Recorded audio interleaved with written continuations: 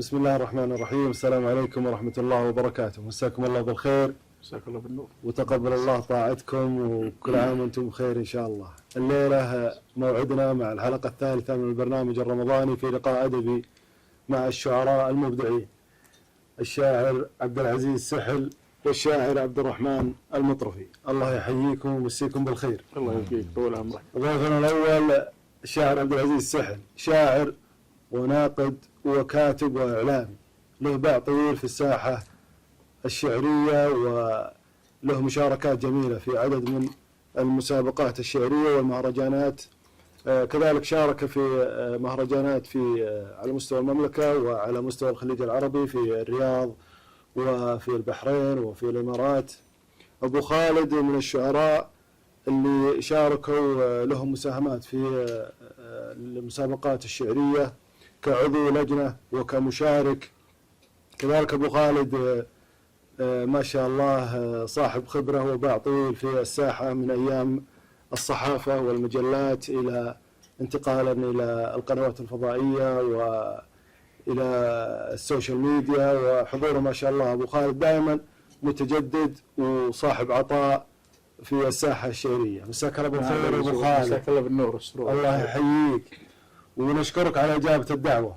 العفو يا أبو سعود، وهذا إنجاز كبير صراحة، إنجاز كبير اللي تقوم به. الله يحفظكم، أنتم الخير والبركة، ونشكركم على الدعوة. شاعرنا الثاني الشاعر عبد الرحمن المطرفي. الله يحييك. الله يبارك يا عبد الرحمن، شاعر وله حضور طيب في الساحة، من الشعراء النجوم الجزرين اللي ما شاء الله تبارك الله كسبوا مكانة في الساحة الشعرية رغم قل السنوات اللي ظهروا فيها في الساحة، لكن ما شاء الله عبد الرحمن من الشعراء الجزرين الذين يفرضون جزالتهم وإبداعهم في الساحة الشعرية. نرحب فيك عبد الرحمن، والله يعطيك العافية على إجابة الدعوة. تحيا وتبقى يا أبو سعود، الله يبيض وجهك. هو شيء على المبادرة الطيبة، وإن دلت مثل ما قلت لك قبل شوي تدل على طيب قلبك وصفاء النية. أنت مدهالي يا أبو سعود دايم. إي والله، وسباق الكل خير. الله يحفظك. أما بالنسبة للمقدمة فحفاوتك وترحيبك ورحابة صدرك تغنين عن كل مقدمة. يشهد الله عليك. الله يحفظكم. الله يعزك وعسانا إن شاء الله نقدم شيء تستحقون أجمل يجوز الله للمتابعين والمستمعين بإذن الله تعالى. الله يحييك أبو خالد. الله يبقيك. نبي نصافح الجمهور بنص في بداية هذا اللقاء. أبشر يا أبو سعود، نص اجتماعي طبعا. اسلم. أقول نعم يا عنفوان الماء ويا عزة صهيل الخيل، أعطيني الفاسة بمسكها إلين تعرق يديني، أبحفر وازرع بصدر الثرى نور ينير الليل، وإذا ما طاعت يدي بقطعها بسكيني. إذا كان الفقر مثلك هلابة وأعشق بالحيل، إذا كنت معي جنبي رغيفة خبز تكفيني، فلا عاب الفقر قبل نبي يكلمه جبريل، رعى فيها الغنم والله اصطفاه يعلم الديني، ولا عاب الفقر هاجر وطفل يبكي من الويل، دعت يلا نبي عطفك أنا والطفل تسقيني، وثار الماء تحت رجله البدوان تجي وتشيل، سقاه الله وغاث أمه وبدل عسرهم ليني، وإذا كان البنات أقفز مال مترف التدليل، إذا قال فقيرة حال قولي وش لكم فيني، إذا كان الذهب والمال والفضة لهن تهليل، أنا مال البشر كله أبد ما زام في عيني، وإذا كانت ترفيك وزدت مبترة في تبجيل، أنا أفخر إذا قيل الفقر أول عناويني، وإذا كان العطر منكن دخل في عالم التحليل، أنا عطري سمن بري وردة مني وفيني، وإذا كان اللبس منكن تحكمه معطيات الجيل، أنا لبسي من أنواع الزهر أحلى فساتيني، وإذا كان الفكر منكن غزاه محرف الإنجيل، أنا فكري ومبداي ومعي قرآن يحميني. نعم يا الغالي أقولي وقولك ما يبي تعليل، عرق جبين ما جف اعتبرها أكبر براهيني، يحلو اللقمة المرة عرقها بالجبين يسيل، تجي مثل العسل وأحلى تعبها ما يعنيني، أطارد لقمة العيش بكفاح من الفجر لليل، وجهي والخير في يدي وريح الخير تحيني، وشاطرك الفرح واذبح زمان بادرك بالميل، وحط يديني بيدك لين تعرق يديني. الله الله الله الله. صح لسانك ابو خالد. صح بدنك. بداية عاطفية جميلة. أنت بتفتح لنا باب الغزل بدري. الله يعطيك العافية. الله يعافيك عبد الرحمن، الله يمسيك بالخير. بالنور والسرور. نصافح المتابعين والمشاهدين بنص من إبداعك. طال عمرك. أبشر طال عمرك أنت وياه. يقول حنا على عهد الصداقة بقينا حنا على عهد الصداقة بقينا نخلص ولا نخلف مواثيق الأصحاب. يا سلام. اللي يبينا له حقوق علينا نوفي بها ولا نختلق بعض الأسباب، ونحرص على اللي بالوفا مشترينا، ونكون له أكثر من أقراب ياما بذلنا للصديق وعطينا، ولا حسبنا للوفاء والعطا حساب، ومن العطا والجود تندى يدينا. تقول ما خلقت مع كفوفنا أعصاب، والضيف لا جا صار منا وفينا، والجارنا ستر عن عيوننا الأجناب، ومن دون حاجة الخوي من ثنينا، ولا نحب الخوة اللي صارت أحزاب، ومن دون حاجة الخوي من ثنينا، ولا نحب الخوة ان صارت أحزاب. واللي يتصدق عننا لا يجينا ولا يلحقه منا مشاريه وعتاب، دامه مقفي وابتعد ما يبينا، نعاونه حنا على قفلة الباب. وقولوا لمن قام يتغير علينا، النفس طابت منه وخاطري طاب. يا سلام. يا سلام. يا سلام. يا سلام. الجزل ما شاء الله تبارك. أبو خالد، نبي نرجع للبدايات. أنت ما شاء الله لمع نجمك في الساحة الشعرية بوقت كان فيه سليمان المانع وفهد عافت، وظهرت في الساحة الشعرية في تلك الفترة. أبى أسأل عن أثر تلك الفترة في مسيرتك الشعرية كعبد العزيز، وتأثرك في تلك الفترة من الساحة الشعرية. بالنسبة لسليمان المانع وفهد عافت الله يمسيهم بالخير، شعراء نجوم ومدرسة. المانع من 40 سنة أو 45 سنة بدأ بشعر حديث، وهو أول من طور المفردة، والغربة كانت فيه هي اللي حركته. بالنسبة لسليمان المانع اللي حركته الغربة، وفهد عافت حركها الغربة وأشياء ثانية. أنا أقول أنا في داخلي غربة تشاطر غربة سليمان، أنا في خافق جرح قصيدة من فهد عافت، أنا كلي على بعض بقايا هيكل من إنسان عيوني جفت الدمعة بها من ويل ما شافت، أنا الكذبة بدأ يضرب لها برهان، أنا حقيقة مرة مشت لكنها انعافت، أنا السيف الوهم فيني يقطع ذاكرة أزمان، أنا خنجر مسافاتي على الأفراح يتهافت، أنا غيمة معاناتي مطرها غربة سليمان، أنا من خافقي أشكر قصيدك يا فهد عافت. يا سلام. يا سلام. صح لسان. صح لسان. حلو جميل أن الشاعر يحاكي معاناة زملائه الشعراء. هي المحرك الإبداع، نعم. يا الغزل يا الألم. نعم. هذا اللي يحرك الشاعر. يعني الألم له حضور في حياة الشاعر. صحيح. ودافع كبير أنه يبدع الأجمل، يعني هو المحك الرئيسي. وجهة نظرك أبو خالد. أنا أشوف الألم الخنساء أفضل شاعرة، وكانت أفضل شعر بالرثاء، تقول على أخوها صخر، تقول ولولا كثرة الباكين حولي على أخوانهم لقتلت نفسي. الله. أجمل قصيدة وأجمل بيت برثاء أخوها. نعم. الله يرحمه. يعني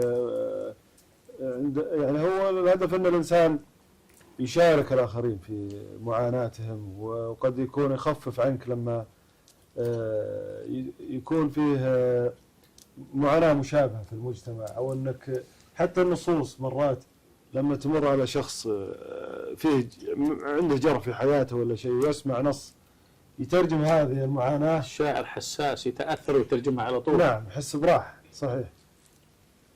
نروح للشاعر المبدع الجزل عبد الرحمن المطرف. الله يحييك عبد الرحمن مجددا. نبارك لك الهدية المقدمة في مهرجان حايل، وأنت تستاهل أجمل وأجزل الهدايا، وشاعر جزل فرضت محبتك قبل القصيدة وقبل كل شيء، ما شاء الله تبارك الله، وحضورك وجزالتك تستحق أفضل الهدايا. الله يطول عمرك يا أبو سعود. والله إن السؤال مفاجئ، الله يحفظك، وهذا يدل على طيبك يا أبو سعود. الله يحفظك. أولا بما أنك جبت الموضوع، أتقدم بالشكر من هذا المنبر للشيخ نواف بن عقيل بن عايش، والله يبيض وجهه. يستاهل. مبطي يقولون كل كريم طروب، وهذا رجال أنا مدحت ربعه وشمر قبيلة عزيزة علينا، ومدحت ابن عمه ابو فيصل فهد بن حماده تواليه التومي وشاش وهده، وهذا مدل يدل على طيب معدنه. يا سلام. لانه ما شاش الا الطيب. وهده هديه تنجز له، وعسى الله يطول عمره ويبارك له بحاله وماله وعياله يا رب العالمين. الله يحفظك. ايوه. النص موجود عندك المشاركه؟ موجود، ويستاهل انه نقوله لانه انا افتخر فيها والله. اي والله انا لا ابشر ما غثت بس واحد اروح. لا تبشر يا ابو سعود، هذا الرجال موجود بالجوال. هم يستاهلون. شوف مدح الطيب عز الله، مدح الطيب اقسم الله انه مفخره، وإنا لا مدحنا الطيب والله ما نرجي شيء الا هذا انه حق من حقوقنا. يا اخوي طيبنا اليوم انه طاب ومدحناه زاد في طيبه. عز الله. وانا مبطي لي بيت من قصيده اقول واللي تبي مني قصيده تشوش والله ممدح غير ماسن، والله ممدح غير من يستحقون. اي المدح ما يستاهل اي واحد. فانا مدحت ابو فيصل، وابو فيصل كفو ومجمل مع ربعه قريب وبعيد، وسوى حفل في جاده حايل، شارك مزين البل ودعونا وحنا وياهم اخوان، وقصدت القصيده اللي يستاهلونها والله العظيم. فقلت يالله يلي بيدك النار والجنة، يالله يلي بيدك النار والجنة، يا خالق الآدمي يا عالم أحواله، ثبت فؤادي على القرآن والسنة، واغفر لعبدك اليا من زود إهماله، وقلبي يلي يظن ويختلف ظنه، لو كان مرتاح من هقواته أشواله، كم واحد كنت هاقيبه وأحس بنه لين حمي الوطيس وبانت أفعاله. صحيح فعل الرجل ما هو على سنه، ولا هو في منصبه لو كثرت أدواره. صحيح فعل الرجل ما هو على سنه، ولا هو بكثرة الفلاش وكثرة أقواله. ورزقي على الله ما هو منك ولا منه، يلي لو الرزق عندك تقطع أحباله. الله اليا من عطاء ما للعطاء منه، والناس لا من عطاء تنشر على الحالة. رزقي على الله ما هو منك ولا منه، يلي لو الرزق عندك تقطع أحباله. الله اليا من عطاء ما للعطاء منه، والناس لا من عطاء تنشر على الحالة. عليك بلي اليا منه عطا كنه، متبري من رصيد البنك وامواله، يهابها اليورو والدولار معينه، ولا يحسب حساب للدينار ورياله، وله مجلس يفوح في طيبه وفي بنه، بيت المراجع زبون اللي تعناله، صميدع للصعايب ضاحك سنه، وجمل اليوم انتكال الحمل يشتاله، وفزعة اللي ظروف الوقت ضمنه، يظل اللي يرجي اغلاله، فهد عز الاصوات تنخنه، على سنام المراجع رافع حاله، انتكك الضيق ولا لك مهرب عنه، عنز على التوميل يا كبرة القالة، من شمر وجع شمر تدخل الجنة مع النبي الأمين وصحبه وآله. يا سلام صحة أبدانكم جميعا يستاهلون الله. صح والقصيدة والله عرب محبه من غلا، واللي ما قلت إلا في شخص يستاهله ويستحقه. وجهة نظرك عبد الرحمن حول قصائد المدح. قصائد المدح نعم. أولا هذا غرض من أغراض الشعر ولا ينكر، من أفضل يعني أنواع الشعر. نعم. لو فيه مثل شيء المدح ولا حاجة ما قصدوها الأولين، وكل كريم طروب. فأنت حتى في مدحك اللي مدحت اللي يستحق والله أنها تزيدك وترفعك وتزيد من الممدوح. يا أخي مبطي يقول لولا مشقة ساد الناس كلهم، الجود يفقر والإقدام قتال. فلما الشخص يقدم على الطيب ويفعل الطيب يا أخي واجب علينا نشكره ونثني عليه. يا سلام عليك. والعكس برضو يا أخي. الضابط. أي نعم. ضابط المدح. هنا ضابط المدح واجد، لكن من ضمنها رجال يفزع ورجال فزوع ورجال كريم ورجال فاتح ديوان مثلكم شرواكم، ورجال يا منا على ما قيل احتاج ابن اخيه فزع ولا احتاج المحتاج عطاه. يا اخوي يستاهل المدح. وانا عاد مبطي في ابيات ويستاهلها كمال رحيل. يا سلام يا سلام. علم من اعلامنا اللي والله نفتخر فيه، ترى ما واجهته الا مره من المرات. وما عندي مسيار ومن هذا المنبر لازم يسير. اي نعم. انا بفضل الله تعالى كمال رحيل كل فتره يتجدد ذكره. يا سلام. لانه طيب واللي لله ما يضيع. يا سلام. اي نعم. فقلت افرح اللي شفت لي طيب من اقصى العرب، وشلون صار طيب وابن عمي وقريب. ما جاء طاريها. يا سلام. كنت اقول يوم أبو مساعد كل فترة مثل ما قلت لكم ذكره وكل فترة سبحان الله يطلع، وهذا من طيبه، وأبو مساعد يستاهل. يا مرحبا يلي دلال المعزة، سلام يلي. اي والله بويتات بسيطة، فكنت أقول حتى من نزلها من ضمن الإعلاميين فايز المالكي، كنت تذكر بويتات والله وهو يستاهلها، فقلت سلام يلي من دلال المعزة شرب، سلام يلي من دلال المعزة شرب، يلي تنامس بني عمك بعيد وقريب، ما يطرب الراس صوت العود وأهل الطرب، ما يطرب إلا الفعل الجود وأفعال طيب. أشوش لا شفت لي طيب النقص العرب وشلون لا صار طيب وابن عم وقريب والله. أيوة أبو مساعد يستاهل أكثر، لكن هذه أبيات من القلب صح لسان. فطيب عربنا والقريب أفخر به، والله احنا نفخر بالبعيد شلون القريب. آمين. أبو خالد الله يحييك أبو خالد. الله يبقيك. أبو خالد دائما نشوف لك يعني أبيات مجاراة مع الشعراء، مع عدد من الأسماء في الساحة. كيف تشوف وجهة نظرك حول أبيات المجاراة، ودائما أن الإنسان الشاعر تصير في يعني مجاراة بينه وبين إخوانه؟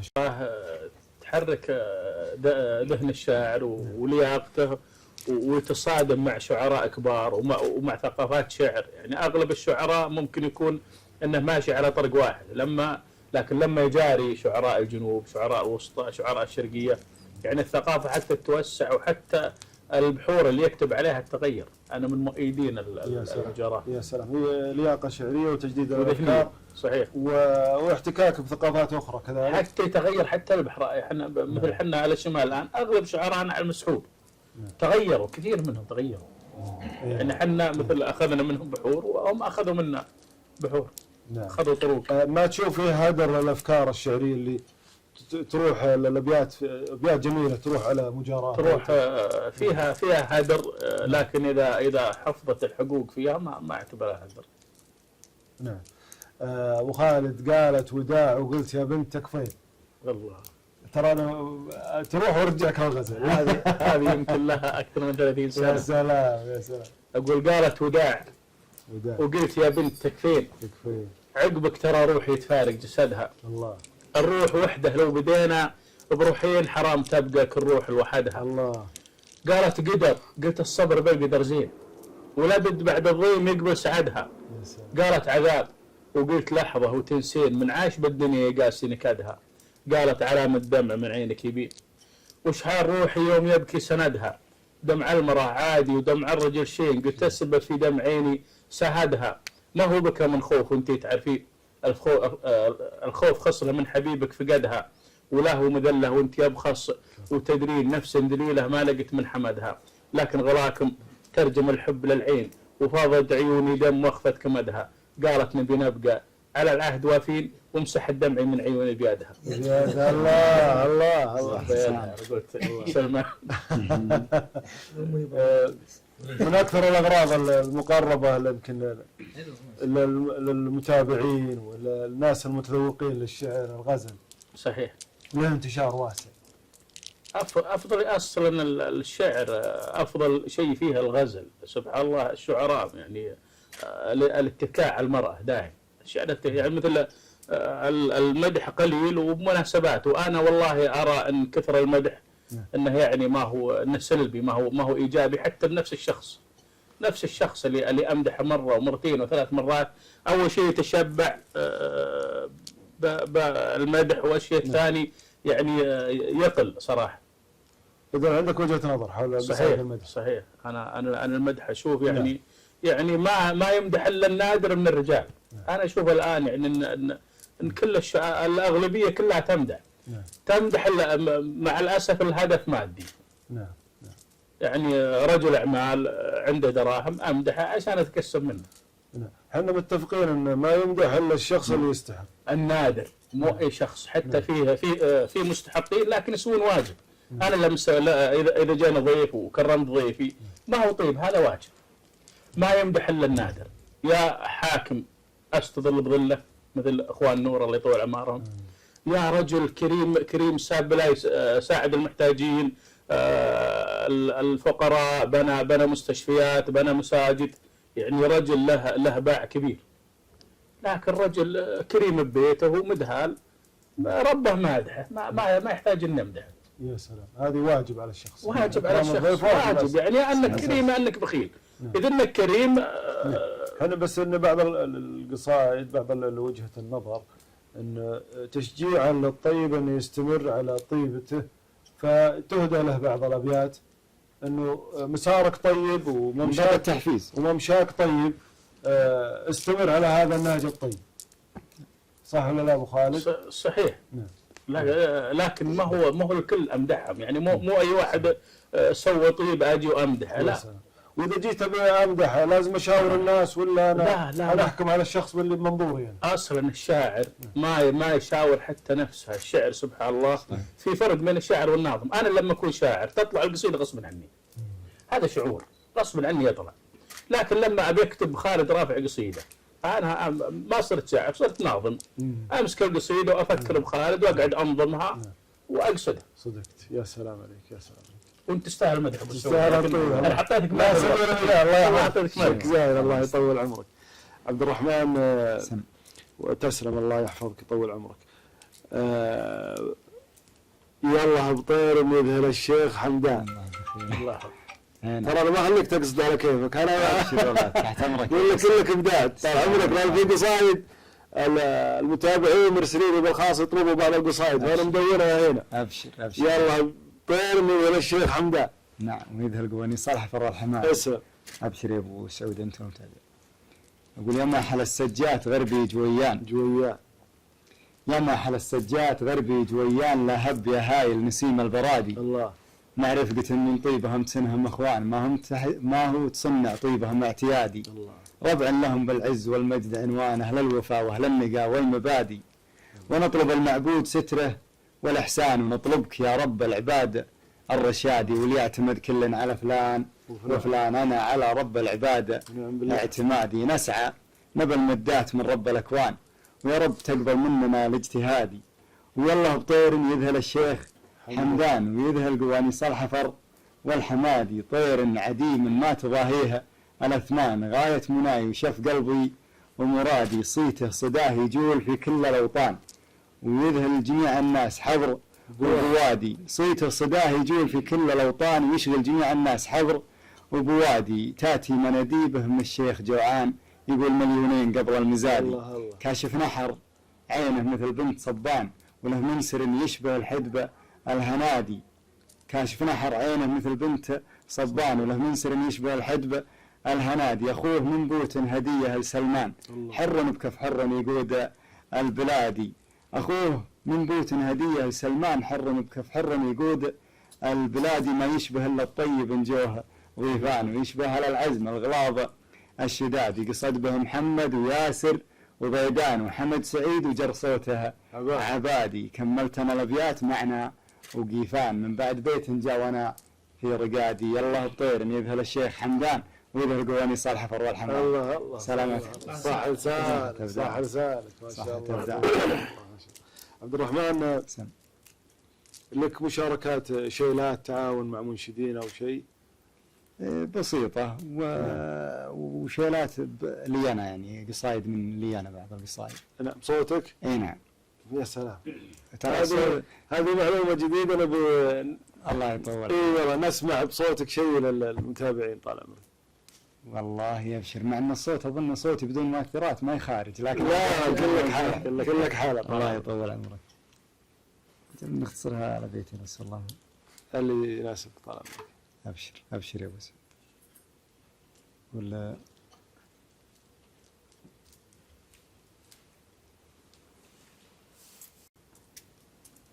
يلا نكمل هذه بس.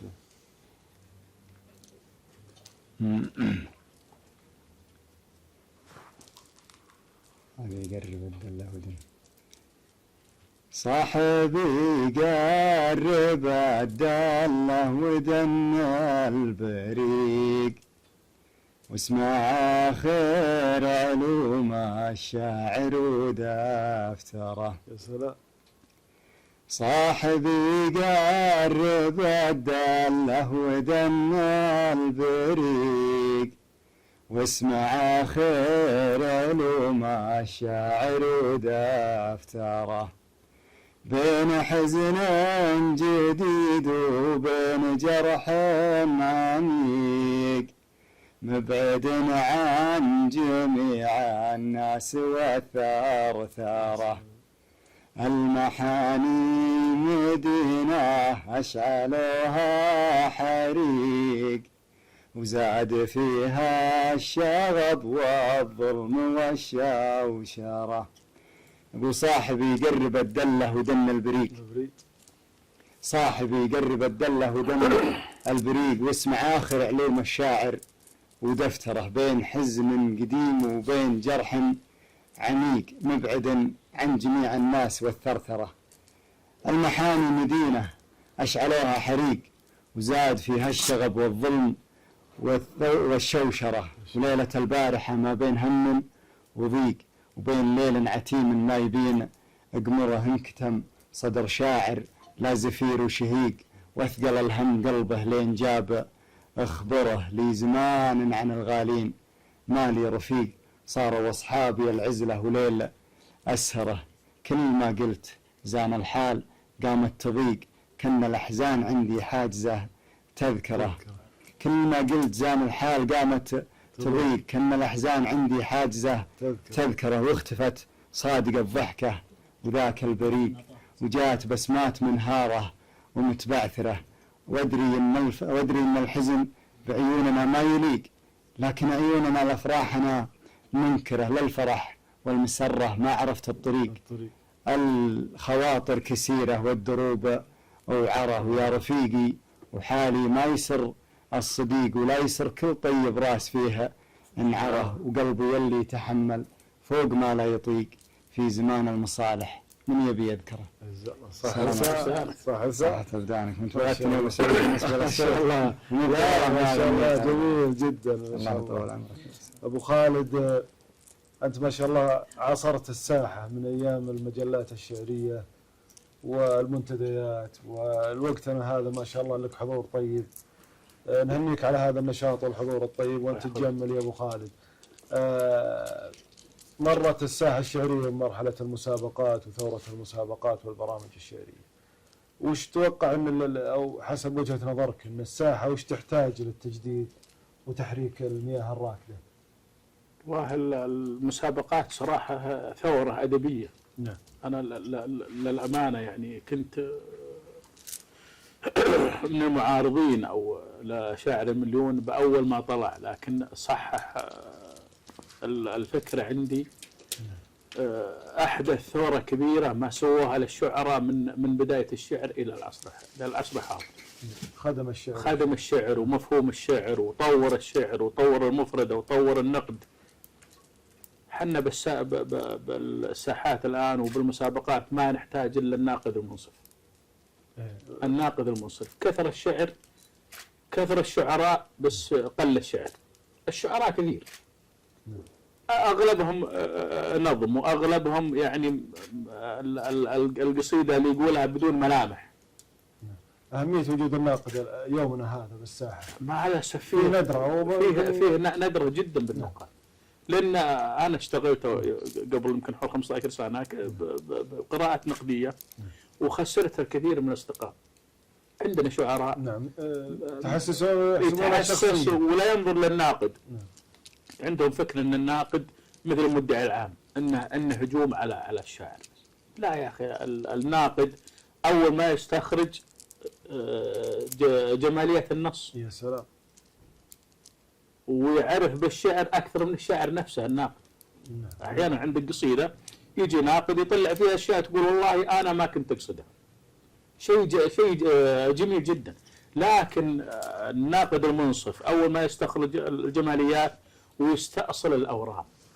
أحيانا يكون بالشعر ورم سرطاني، أحيانا يكون نفس المعنى فيه خطأ، يكون اللفظ فيه خطأ. مو هو شرط أن الشعر وزن وقافية. في شعر وزن وقافية لكن ما له ملامح، وزن وقافية بس، كلام موزون مقفى، لكن ما في شعر نهائي. صحيح. عندنا غياب للناقد بشكل كبير جدا. والشعراء لما يدرون وراهم نقاد يخافون زيادة ويحرصون على جمال النص والمفرد. يخافون. أنت قلت على المنتديات، كان في منتدى اسمه سنام، ما كان يجيه أي شاعر إلا شاعر واثق بنفسه، لأن في شعراء دخلوا وتعرضوا للنقد، يعني صراحة لهم نصوص جميلة لكن أحيانا يكون فيها خلل بالمعنى. وطلعوا ما يرقب الناقد، ما يرقب النقد الشاعر. والنقد يبين الجماليات مثل ما يبين العلم. صحيح. ويبقى الشاعر له وجهة نظر، والناقد ما ينتقد الشخص، يعني ينتقد نفسه. أنا أنتقد. أنت لما يا أبو سعود، وأخوي الشاعر عبد الرحمن، اللي أنا نزلت نص ما هو ملكك النص. في ناس يقول يا أخي هذا مش شاعري، لا، النص اللي ينزل ما هو ملك الشاعر، ملك الجمهور. يا سلام يا سلام. أنت الكلمة اللي قلتها ما تقدر ترجعها، تحاسب عليها. أنت عرضتها على الجميع. أنت عرضتها خلاص تحمل. نسمع نص أبو خالد من اختيارك. والله أنتم يوم جبتوا المدح أنا والله المدح قليل، لكن مو شرط مثل ما جبنا، لكن أنا الخيار لك طالع فيها أبيات عن المدح. أنا طبعا رحت للشيوخ بالخليج ورحت برا، والشاعر يعني الشاعر من خلقة الدنيا، والشاعر يعني دور المكسب، يعني مو شرط إني قلت وصلت الشيوخ وجيت لهذا الكرم والجاه، وأنا أكبر طموحي أوصل أمدح الشيخ وصل الله. بغيت أكسر الحاجز وأغني على ليلاه وبطلب، ودائم طلبة الشاعر جبله، ولكن منعني شيء في داخلي مقواه، حياه من اللي كلنا نرتجي ظله، أحد عنده رب رحمن مثل الله يجنب عطاه ويلتجي خلق الله. سلام الله. والله إن في عندي قصايد كنت مجهزها، لكن والله قلت ما أبي أطلب إلا الله سبحانه. صح. هو هذا هدف الشعر، اللي مدحت ما ترجى العطاء، لكن ما يمنع أنك تأخذ. الآن الرسام يرسم ويحط لوحته ويبيعها، لاعب الكورة يلعب كورة وياخذ مقابله. صحيح. أي واحد صاحب موهبة له دخل مادي من موهبته هذه. ليش الملامة على الشاعر اللي صار له دخل مادي؟ الآن فرصة وحنا بالزمن الذهبي للشعر، يعني الشاعر قد يتكسب من وراء الشعر موهبته هذه، مو بشرط انه يطلب احد، بالعكس انا ممكن الان الناس مثلا عندهم رغبه بالشيلات، ممكن اكتب شيلات بطلب. صحيح. في مناسبات معينه. صحيح. واخذ مقابلها مادي. ممكن توصل لي بالنسبه للهدايا اللي توصل من وراء الشعر، فهي هذا هدايا ما لها علاقة هي هدايا من محبة وتقدير لهذا الشخص. صحيح. صح ولا لا أبو خالد؟ لذلك أنا ما أشوف ملامة أن الشاعر، بالعكس أنا أيد الشاعر اللي يستفيد من موهبته. أيوة. أنا بوضح لك موهبة اللي ما تقدر عليك شيء أنا بوضح لك الصورة بين الشاعر اللي بيتكسب وبين الشاعر اللي يتسول. أنا الآن لما عندي الأمير فلان، يا أخي أطلبه، إيش المانع؟ مثل جرير، سأشكره إن رددت علي ريشي وأنبت القوادم في جناحي. أنا أجي عند المسؤول، عند الأمير، عند رجل الأعمال، وأطلبه بالنص، لكن أنت رسام الآن عندك لوحة جميلة، تعطيني اللوحة، تجيب اللوحة لي تعطيني إياها. أنا أخذت اللوحة وركنتها بجنب وسكت عنك، بعدين تجي تقول والله العظيم أنا جيت أعطيته ولا أعطاني. لا يا أخي، الشعر يا أنك تطلب بالشعر يا أنك تعطي الشعر بدون مقابل. لا تشرح على حد أنا أمدح فلان ولا أعطاني، ولا أمدح فلان ولا أعطاني. نعم، لكن الدخل معنا طبعا الشعراء محشومين عن الطلبة وكذا. لا ما فيها شيء. أنا أقصد أنه الشاعر حضوره وتنقلاته وحضور الأمسيات الشعرية أو الفعاليات الشعرية لازم يكون بمقابل، ما يكون كذا مجانا، لأن الشاعر عليه كلافة لما يتنقل من منطقة لمنطقة وكذا، قد يكون يسافر دولة أخرى لإحياء أمسية. صحيح. طيب أبو سعود، فيها عيب لما أطلب؟ أنت تقول الشعر مين؟ فيها عيب لما أطلب؟ إيه نعم، أنا أشوف فيها عيب. وش العيب؟ العيب إنه هذه تعتبر من التسول. أنا ما أطلب شخص عادي يا أخي، أنا ما أطلب شخص عادي، أنا أتوجه المسؤول الكبير، يعني مثل الشعراء كانوا في بلاط الأمراء ويطلبون جرير، يعني شاعر كبير وهزم 40 شاعر بمناظرة يقول سأشكر أن رددت علي ريشي وأنبت القوادم في جناح. طلبه في شعراء كبار طلبوا. هو بالأخير هو منهاج ووجهة نظر. أنا أطلب لكن ما أطلب أشخاص مثلي، لا يا أخي. أنا لما أطلب من ولي الأمر بقصيدة أطلب منه منحة أرض، ولا أطلب منه بيت، ولا أطلب منه سداد دين، ما فيها شيء. أنا شاعر. نعم. نسمع نص من عندك أبو خالد. أبشر. أقول الله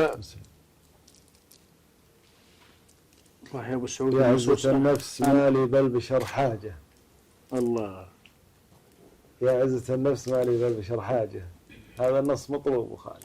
والله يا أبو سعود إني ناسيه، بيتين أو 3 بيوت. نعم. والله إني ناسيه. أجل من اختيارك. أقول يا رب واب الخير وإن ما حصل طل يحيي هشيم الروح من بعد الانكاف.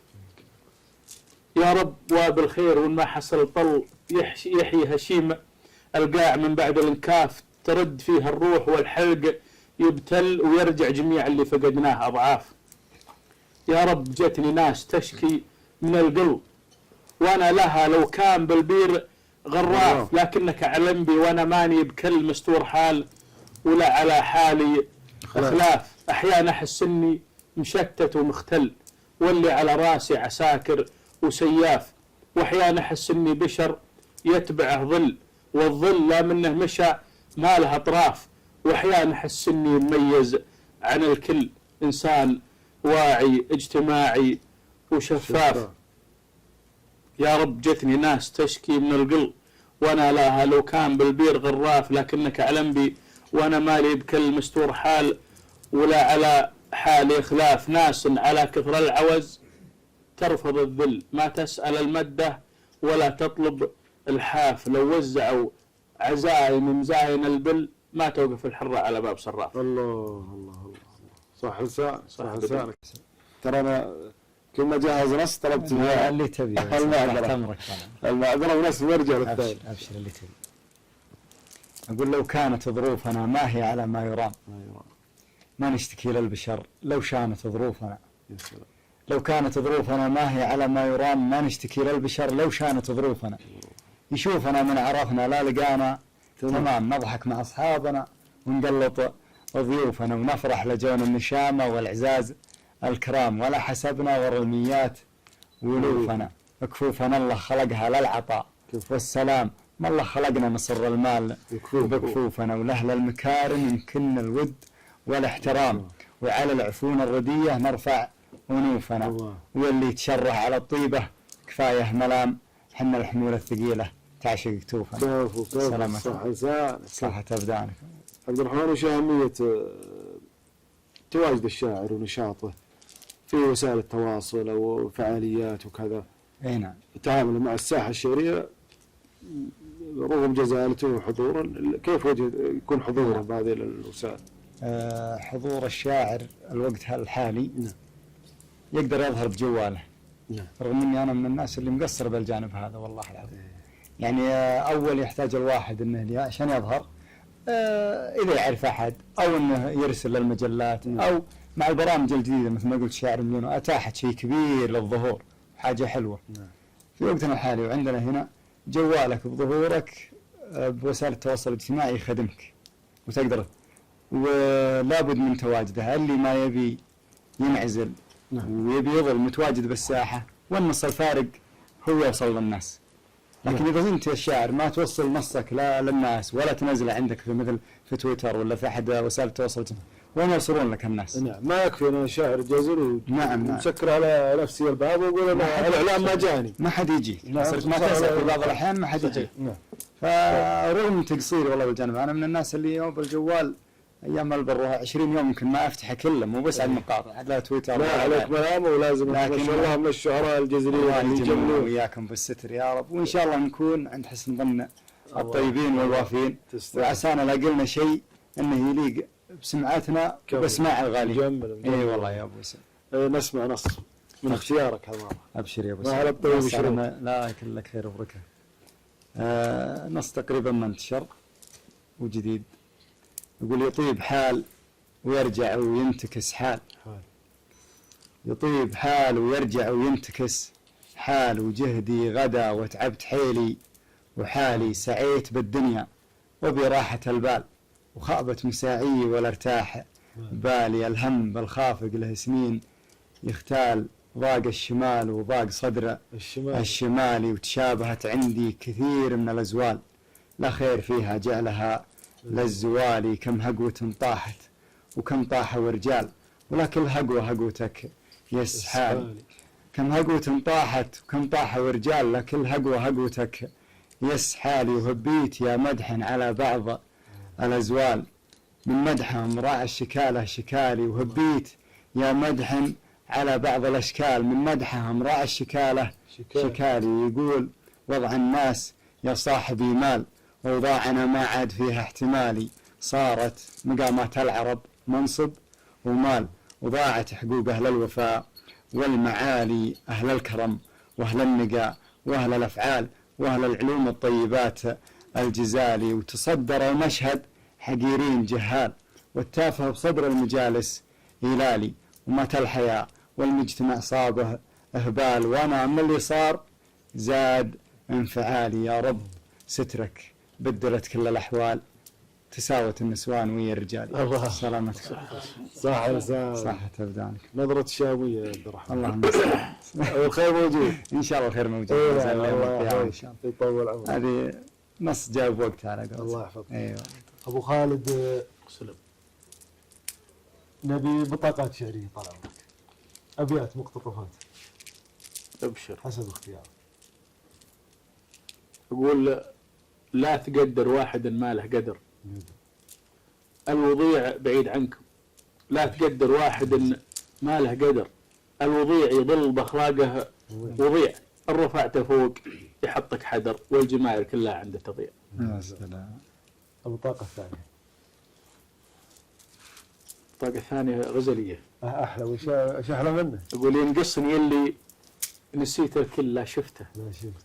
الحظ لقشة تربع بينه وبيني، معي قميصه اللي ضاقت تلحفته، ريحة قميصه ترد الشوف في عيني. الله الله الله الله. يقولون على الريحة قلت ريحة جسدها شيء ما هو موجود، الله. لكن بوصف ريحته واختصرها، لو شمها عبد الصمد يترك العود يصنع ضوايا خلطة في مشعره. الله.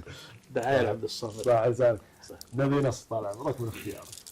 يقول ما جيت هلهل قصيدي طالب الشهرة، تسليط الأضواء ما هو من قوانيني، ساحات الإعلام تدعيني على السهرة وأنا أعتذر لأنها ما هي بتعنيني، أنا أكتب الحرف لأجل أروض الفكرة، أوصف بها اللي تركني وينه ويني، راح وتركني وأنا عايش على ذكره، قلبي يحبه قبل ما شافته عيني، الجادل اللي بياضه شاعب الحمرة، وعيونها الخرس تذبحني وتحييني، أطهر من الماء حتى الماء في طهره، مهما شربته عبث ما عاد يرويني اللي شفاها كأنها خمرة، شكيت عنده ضماي وقام يسقيني، أقفى وأنا قفيت والحسرة ورا الحسرة، أقوى من السم تمشي في شراييني، ما غير أفرك يديني وانثر العبرة، أبكي عليه وأشوفه قام يبكيني، كيف أجعل الأمس عندي تنقلب بكرة، أعيش بيوم أترك باقي سنيني. سلامة. صح. أبو خالد، نظرتك للساحة الشعرية الأيام هذه والأسماء المتواجدة سواء في مدينة عرعر أو على مستوى الخليج العربي. والله عندنا بعرعر نجوم، لكن ما خدمهم الإعلام، ولو خدمهم الإعلام وأنصفهم يعني أنا أشوف أنهم من أبرز شعراء الخليج. ما الآن يعني حضور الشاعر لو كان بالجوال واجتهاده في وسائل التواصل ما يخدمه، هذا يقطع عليه مشوار. يخدمه وحسب النصوص اللي يطلع فيها. أنا صراحة ودي أسمي شاعر ومعجب فيه جدا اللي هو الشاعر سعد المطرفي الله يمسيه بالخير.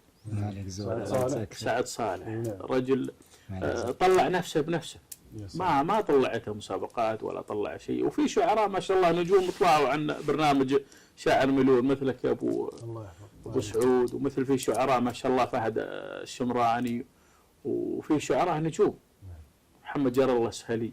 تنقصنا يمكن في مدينة عرض ينقصنا بعض الفعاليات الشعرية من أمسيات وأسبوعات وغيره. أكيد، لكن حنا كشعراء عرعر وأنا أول واحد بهم مقصر وغايب ممكن على الإعلام، لكن شعراء عرعر ينقصنا ديوانية شعراء مثل الآن اللي تسويه أنت وأبو سعود. صراحة هذا إنجاز، والله إنجاز، وباكورة إبداع، وأتوقع أن راح يصير أكبر. يعني هالشغل اللي بديت فيه ممكن مبادرة بدنا بإذن الله أنها تصير يعني جمعية وتصير أفكار، وممكن تصير في ديوان الشعراء الشمال. بالمناسبة نشكر قافية الأونج على دعمهم ونعم والله نعم فيه خير أدبي ما قصروا، ومركز نقاء وكذلك صحراء الطيب كانوا من الداعمين المؤيدين للفكرة، لأن حنا عندنا ما شاء الله تبارك الله كوكبة من النجوم اللي يستحقون أن نقدمهم للساحة،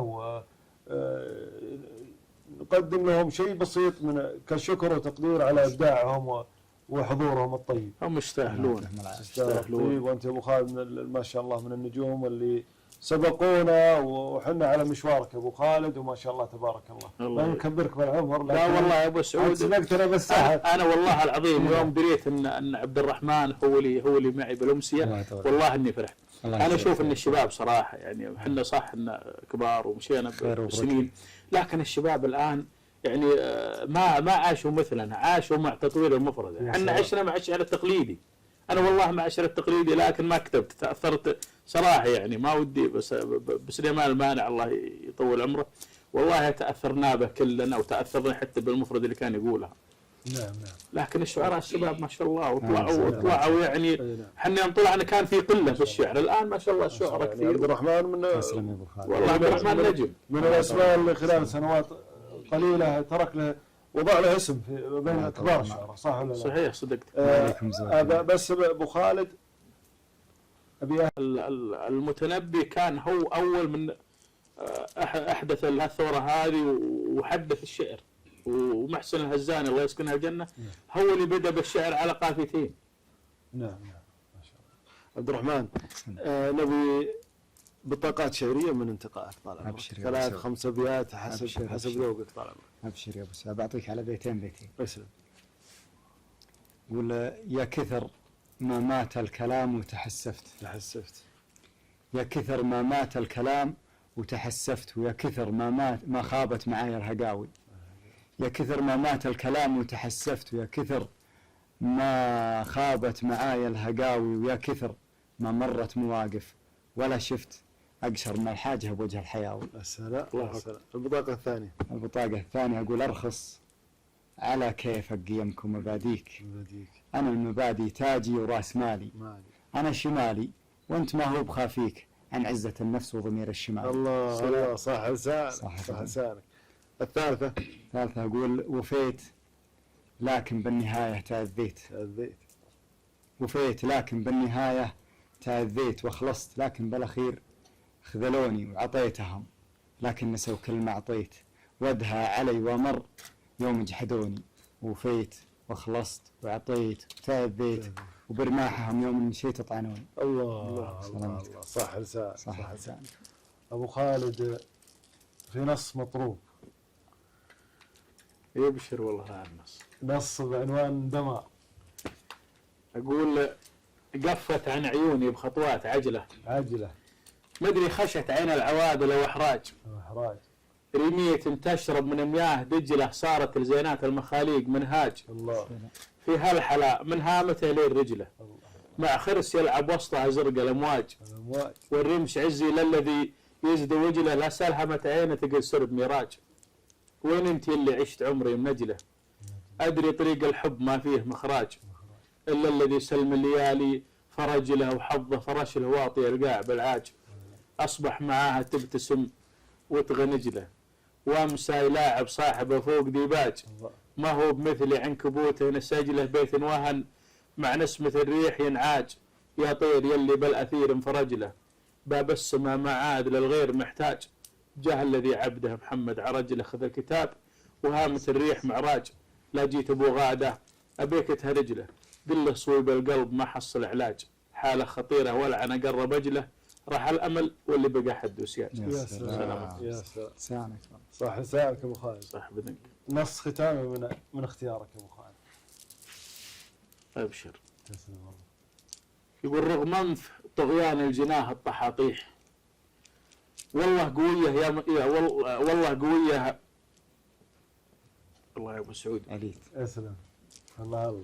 رغم أنف طغيان الجناه الطحاطيح، والله قوية يا مصادر جروحي. ودي أغيرها. أسلم. ودي أغيرها صراحة، ما ودي. يحق لك طال. أقول وداعة الله يا حياة الطفولة، روح بأمان الله يا عهد الأطفال، يا عهد كنا نلتقي بالسهولة، نفرح ولا نخشى حواسد وعذال، نلعب لين الليل اللي يبدأ حلوله، ونترك بعضنا وانت واعد بالقبال، وعند الصباح أقوم ساعة وصوله وامسك يديها وانت سال عن الحال، أسكت لين الزين يوفي بقوله، ووقت الظهر أصير له في وظلال، وإذا اعترف لي صادق في ميوله نحو يتبدد خاطري كبر وجلال، وأقوم وامسك في يدين الخجولة، ما همني حاسد ولا عادل قال، وعهد الصبا قفى وقفت خيوله، وقفت معه كل الأماني والأمال، واليوم يا عهد اكتمال الرجولة، بدت لعيب العوادل والأنذال، والحظ الأقشر قام وارسل رسوله، مع كل هبة ريح يدز مرسال، وإذا نويت أشوف بنت الحمولة قال بس الشيلة ترى جات رجال، يا ليتها ترجع حياة الطفولة، لا تلبس الشيلة ولا بلبس عقال. الله الله الله. ليتنا ما كبرنا. صح لسانك أبو خالد. عبد الرحمن نص ختامي نودع فيها المشاهدين. والمسرى وعتمة ليل ضيقة ومشوار. مسرى وعتمة ليل ضيقة ومشوار، ودرب طويل ما أعرف ويش أخيره. لحالتي يا صاحبي عدة أمرار اللي تعبت من الحياة المريرة، والله دخيلك من صواديف الأقدار، ومن العشير اللي يتناكر عشيرة، ومن الحياة نقصت قدر الأحرار، ومن الظروف الجائرة والحقيرة، والله تجعلنا مع الناس الأخيار، تكتب لنا في كل الأشياء خيرة. وأنا اللي ضاق الصدر جبت الأشعار، وشعلت ما في جعبتي من ذخيرة، أما على طرق العتب نشعل النار، ولا نروق بالغزل مع عبيرة، وعيوني يلي كل ما نومها طار، تطري علي بنت الرجال الستيرة، اللي يهلها من طويلين الأشبار، فكاكة الانشاب يوم المغيرة، الجادل اللي ما لفت منها أخبار، وخلت خفوقي بين كسرة وحيرة، نذر علي لا موت ما بحت الأسرار، ونذر تظلين وخفوقي أميرة. يا سلام. صحة أبدانكم. الله يعطيكم العافية، وما قصرتوا وجملتونا شعراءنا المبدعين. كلمة أخيرة منك أبو خالد في ختام هذا اللقاء. أول ما أشكرك أبو سعود على الجهود الجبارة اللي تقوم بها، وأشكر الداعمين كلهم، وأشكر أخوي الشاعر. الله يطول عمرك يا أبو خالد، تشرفت والله بك. وألف شكر لك يا أبو سعود على اللي سويته واللي راح تسويه، بإذن الله أنها تكون فاتورة إنتاج كبير بإذن الله القادم أجمل. عبد الرحمن كلمة أخيرة طال عمرك. وشيء هذا اللقاء لك كل الشكر يا ابو سعود. العفو. ومدهال من قبل الامور هذه، وزادت الطيب طيب. الله يحفظك. ويشهد الله انها بادره طيبه وتحسب لك، ومثل ما قال ابو خالد ان شاء الله منها الاعلى. وتشرفت باستاذنا ابو خالد، والشكر للاعلاميين والداعمين، والشكر لله سبحانه وتعالى اللي عرفنا فيكم جميعا. الله يحفظك.